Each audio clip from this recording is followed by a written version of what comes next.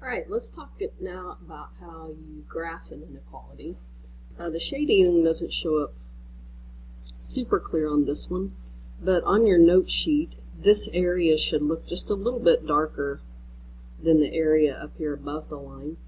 And so what this means is an ordered pair is a solution to a graph if it's on a solid line or in a shaded area. So there is an inequality that I could graph that would look like this. And all of the points that are solutions would be the ones down inside this shaded area. So for instance, 0, 0 would be a solution because it's in the shaded part.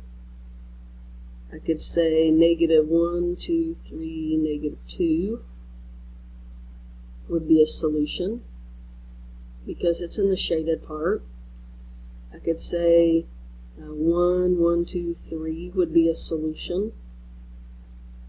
Way down here, the point 9, negative 8 would be a solution.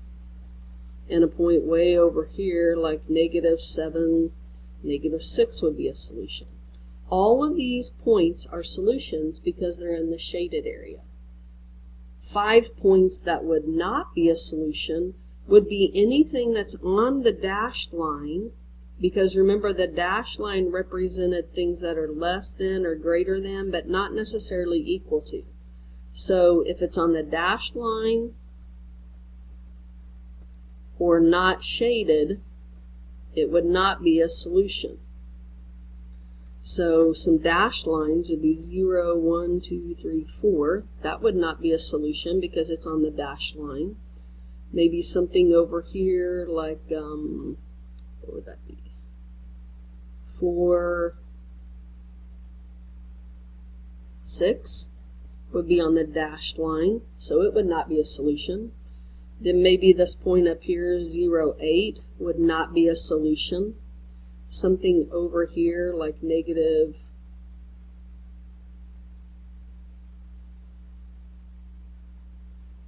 5, 6 would not be a solution.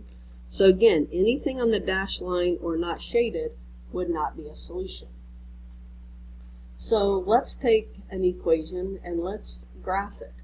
Notice these are all inequalities. So now we've replaced the equal sign with an inequality. So we begin by graphing some points that would be on this line. So here I have slope 3, y-intercept negative 4, just like on the front of the worksheet. So negative 1, 2, 3, 4. And then the slope is 1, 2, 3 over 1. I'm going to go ahead and put several points here.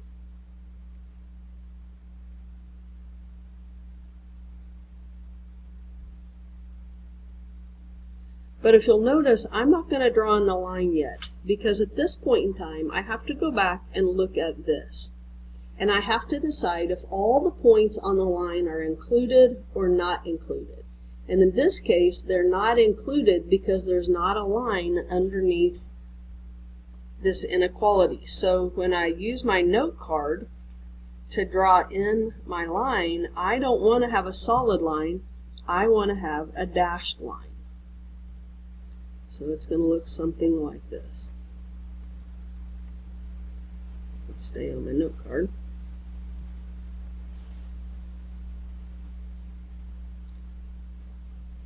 I still have arrows on the end.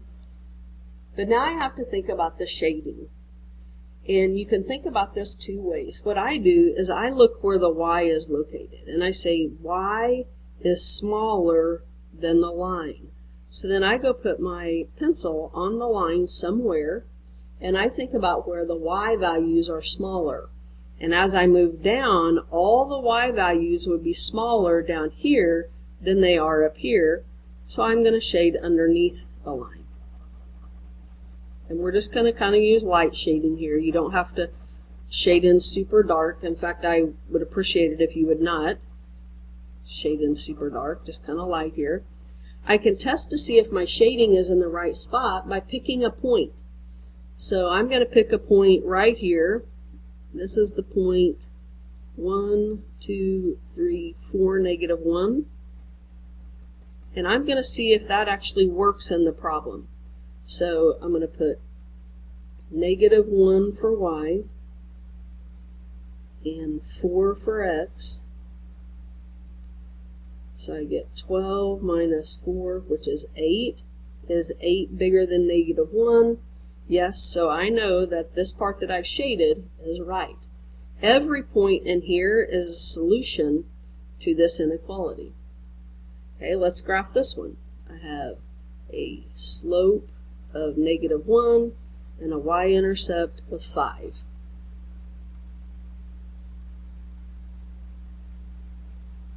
And -1 means I go down 1 to the right 1, down 1 to the right 1. All the points are along here.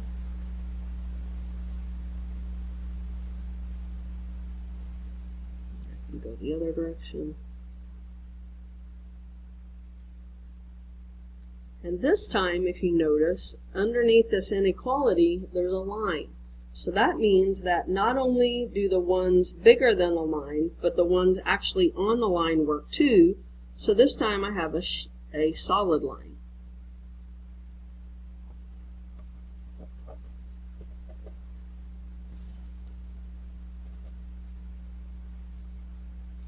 And then I look, y is bigger than the line, and the y's get bigger as I go up. So I'm going to shade above, and then it's always good to check some point. This time I'm going to check one that I think shouldn't work. I'm going to try 0, 0. And since 0, 0 is not shaded, it should not work. 0 bigger than or equal to -0 plus 5. Is 0 bigger than 5? Nope, it's not. So that's good because 0, 0 is not shaded. All right, let's look at this one. These are kind of interesting because if you want, you can either turn it into slope-intercept form or you could graph it by intercepts. We'll go ahead and turn it into slope-intercept form. So I've got to subtract x from both sides.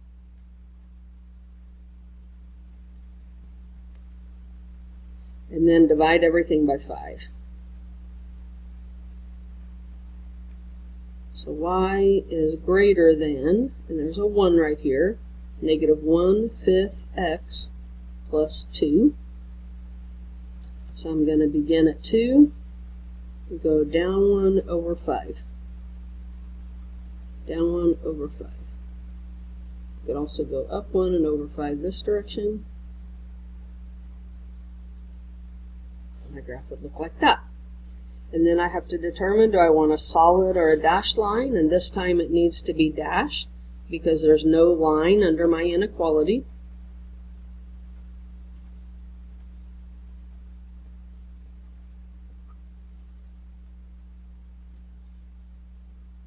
So this means that none of the points on this line should work, but all of the ones bigger than the line should be shaded.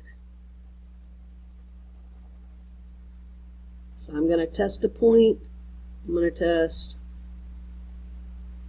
0, 5. And since 0, 5 is in my shaded area, it should work. So 0 plus 5 times 5, bigger than 10. Yep, 25 was bigger than 10, so I've graphed this correctly. All right, this last one is going to be a little bit tricky, and I did it as a reminder so that you wouldn't make a mistake later. But if we put an intercept form, I subtract 9x from both sides. But I have to remember that when I divide an inequality by a negative number, that we have to reverse the sign. And we did this earlier when we were solving inequalities. So this went from greater than equal to less than or equal to. So -6, my y-intercept, and I move up 3 over 1.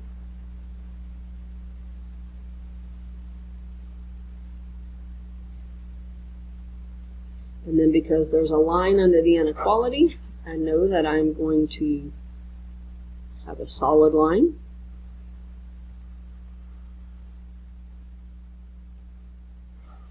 And then I want to look for the shading. If y is smaller than this line, the y's get smaller as I go down. I'm going to test a point here and see if it should work. Let's just go over here and let's test -4, -2. Well, that'd be actually +4, -2. So let's go put 4m for x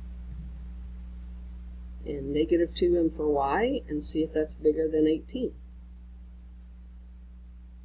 So 36 plus 6 bigger than or equal to 18. So that's 42 bigger than or equal to 18. Yep, so I shaded the right place.